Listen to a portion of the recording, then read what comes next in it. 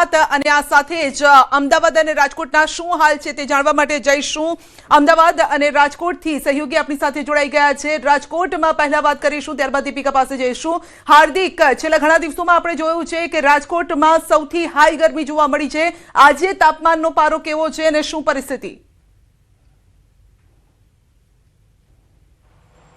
જી સંધ્યા, આજે રાજકોટ શહેરનું તાપમાન છે તે 42 ડિગ્રી છે અને આ સાથે જ રાજકોટ શહેર તે અગનભઠ્ઠી બન્યું છે। લોકો છે અત્યારે ઠંડા પીણા પી રહ્યા છે, ગરમીથી બચવા માટે ખાસ લીંબુ શરબત પી રહ્યા છે। હાલ રાજકોટના લોકો આપણી સાથે છે, આપણે એમની સાથે વાત કરીશું। કેવી ગરમી છે? બહુ ગરમી છે, ઠંડુ પીવું પડે એમ છે, બીપી લો થઈ જાય એમ છે,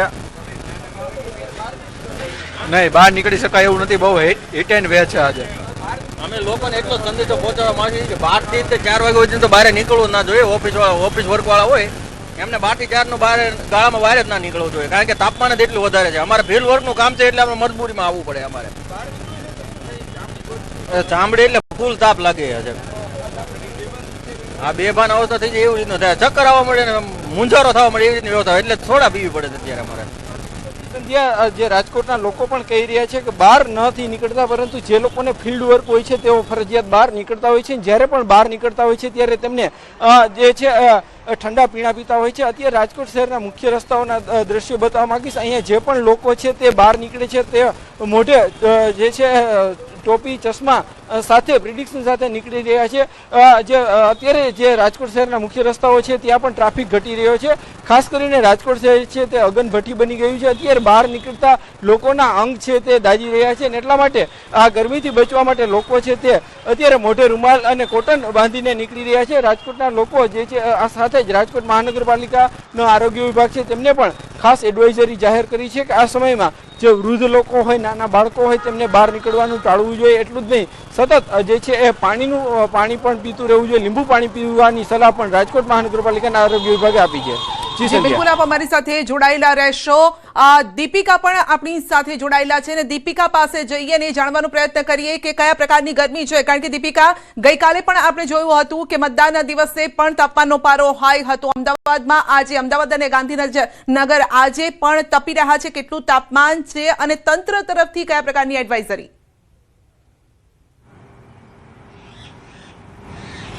બિલકુલ, જે પ્રકારે ગઈકાલે જોયું કે મતદાન દરમિયાન પણ વિશેષ પ્રકારે સખત એવી વાતાવરણમાં અસર જોવા મળી કે ગરમીને કારણે લોકો ત્રાહિમામ પોકારી ગયા હતા। ગુજરાત પર જાણે કે સૂર્યદેવ કોપાયમાન હોય તેવી પરિસ્થિતિ ઊભી થઈ હતી। આજના દિવસની વાત કરીએ તો આજે અમદાવાદ અને ગાંધીનગરમાં લગભગ 44 થી 45 ડિગ્રી તાપમાન રહી શકે તેવી શક્યતાઓ જોવા મળી રહી છે। બપોર બાદ ખાસ કરીને તંત્ર દ્વારા જે એડવાઇઝરી આપવામાં આવી છે તેમાં બપોર બહાર ન નીકળવાની સૂચના આપવામાં આવી છે, પૂરતું પાણી પીવાની સૂચના આપવામાં આવી છે। અલગ અલગ જગ્યાઓ પર ખાસ કરીને અર્બન હેલ્થ સેન્ટરો પર ORS મળી રહ્યા છે, તો તે ORS લોકો છે તે લઈ જઈ શકે તે પ્રકારની વ્યવસ્થા ગોઠવવામાં આવી છે। મુસાફરો સૌથી વધારે લાલ દરવાજા વિસ્તારમાં, લાલ દરવાજા બસ સ્ટેન્ડ ઉપર જોવા મળતા હોય છે, જે શહેરનું મુખ્ય બસ સ્ટેન્ડ છે, તો ત્યાં પણ સૌથી વધારે સુવિધા કરી દેવામાં આવી છે। ગીતા મંદિર પાસે પણ મહત્વની વાત છે કે પાણીની પૂરતી વ્યવસ્થા નિઃશુલ્ક કરી દેવામાં આવી છે।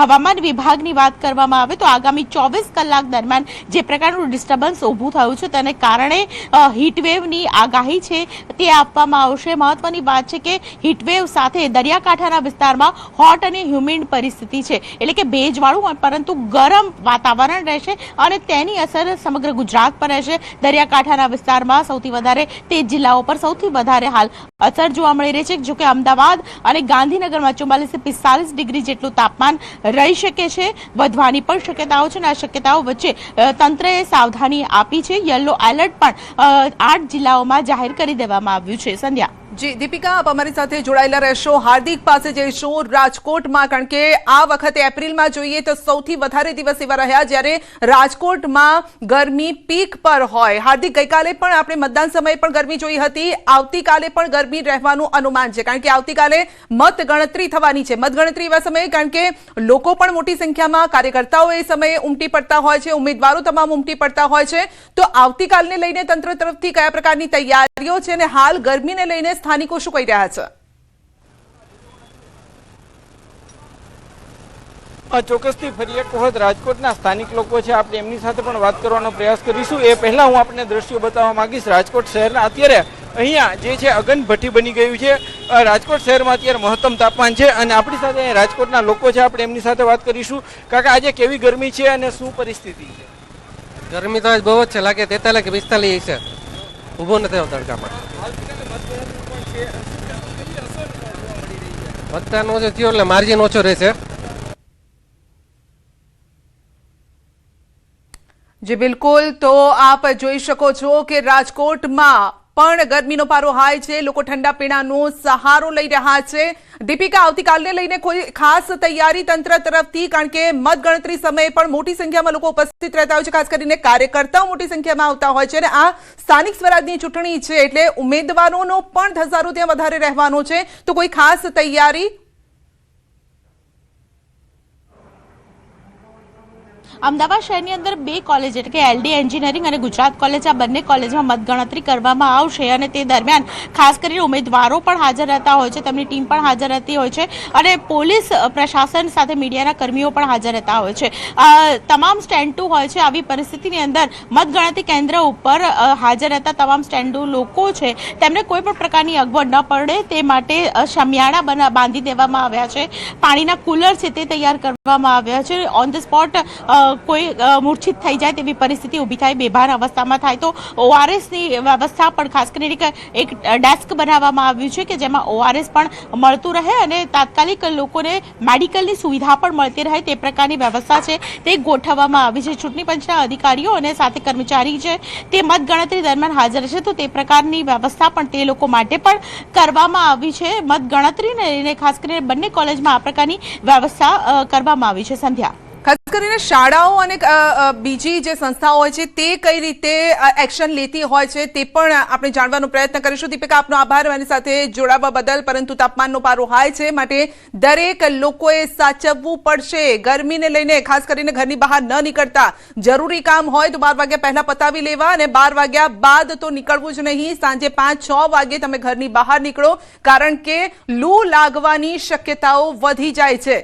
ગરમી છે જમીનની અંદરથી જાણે કે આગ ઓકાતી હોય. આકાશમાંથી તો સુરત દાદા આગ ઓકી રહ્યા છે પરંતુ ધરતી પણ ગરમ થઈ રહી છે અને જેના કારણે લોકોની તબિયત બગડવાના આસાર અત્યારે નજર આવી રહ્યા છે અને જેના કારણે જ હોસ્પિટલો પણ દર્દીઓથી ઉભરાઈ રહી છે. ઓપીડી વધી છે, દર્દીઓની સંખ્યા પણ વધી છે.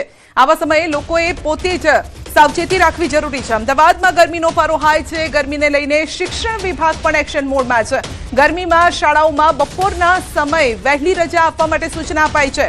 બપોરે 12 વાગ્યા સુધી શાળા છોડી દેવાની સૂચના આપી છે. 12 વાગ્યા સુધી શાળા છોડવાની વ્યવસ્થા કરવા સૂચના આપી છે. સીબીએસઈ દિલ્હી બોર્ડ સહિતની જે શાળાઓ છે ત્યાં વેકેશન થયું છે પૂર્ણ અને અમદાવાદમાં ગરમીનો પારો 44 ડિગ્રીએ પહોંચ્યો છે. બાળકોને ગરમીમાં ખુલ્લામાં ન બેસાડવા સૂચના અપાઈ છે. ખુલ્લામાં એક્ટિવિટી ન કરવા પણ સૂચના અપાઈ છે.